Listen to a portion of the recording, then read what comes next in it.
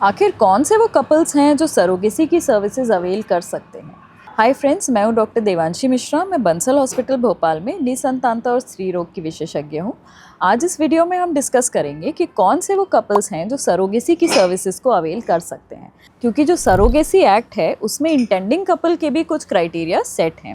ये surrogacy act में couples के लिए कुछ क्राइटेरिया दिए हुए हैं कि कौन लोग हैं जो कि इंटेंडिंग कपल बन सकते हैं सरोगेसी की सर्विसेज के लिए, और कुछ क्राइटेरिया सिंगल वुमेन के लिए भी दिए हुए हैं कि कौन सी वो महिलाएं हैं जो कि सरोगेसी सर्विसेज ले सकती हैं। तो कपल के लिए जो क्राइटेरिया हैं उसमें ये इम्पॉर्टेंट है कि वो कपल एक लीगली मैरिड इंडियन कपल होना चाहिए, जिसमें कि वाइफ की उम्र 23 से 50 ईयर्स के बीच में हो, हस्बैंड की उम्र 26 से 55 ईयर्स के बीच हो।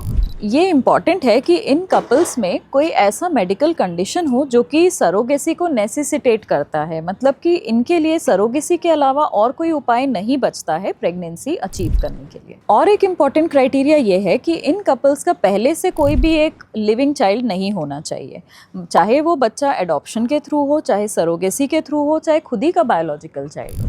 तो इसका ये मतलब है कि वो कपल्स जो केवल प्रेगनेंसी खुद ना कैरी करनी पड़े इसके लिए सरोगेसी चाहते हैं, वो इस एक्ट के चलते ये नहीं अवेल कर सकते हैं।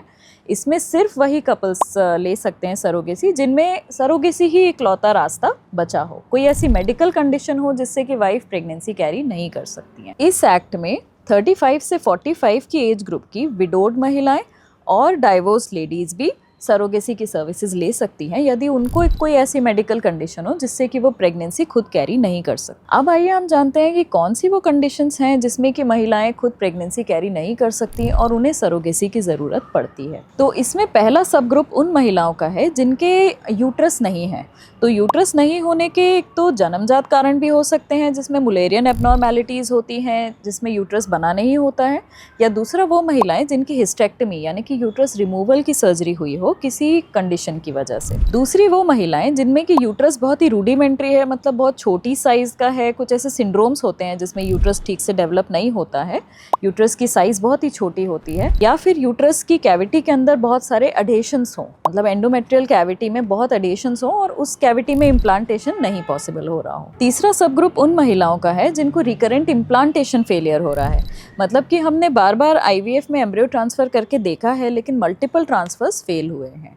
चौथा वो महिलाएं जिनमें कि रिकरेंट प्रेगनेंसी लॉस हो रहा हो और इसमें और कोई कारण समझ में नहीं आ रहा हो, जैसे कि बार बार फर्स्ट टाइमिस्टर में आके प्रेगनेंसी ख़राब हो जाना, 3 से ज़्यादा मिसकैरेजेस यदि हो गए हों और कोई भी कॉज आइडेंटिफाई नहीं हो रहा हो, तो ऐसी महिलाएं भी सरोगेसी के लिए ऑप्ट कर सकती हैं। और पांचवा वो कंडीशंस होती हैं जिसमें कि कोई ऐसी मेडिकल कंडीशन हो जिसमें कि महिला अगर प्रेगनेंसी कैरी करेंगी तो उनकी लाइफ के लिए ये रिस्की हो सकता है, मतलब लाइफ थ्रेटनिंग कंडीशंस होती हैं, जैसे कि और भी कुछ ऐसी कंडीशंस होती हैं जिसमें कि महिलाओं को प्रेगनेंसी कॉन्ट्राइंडिकेटेड होती है।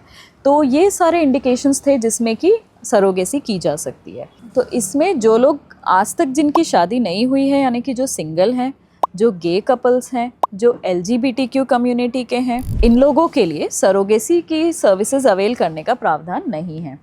आशा करती हूँ कि ये वीडियो बहुत यूज़फुल रहा होगा। ऐसे और कंटेंट के लिए लाइक, शेयर और सब्सक्राइब ज़रूर करें। Thank you.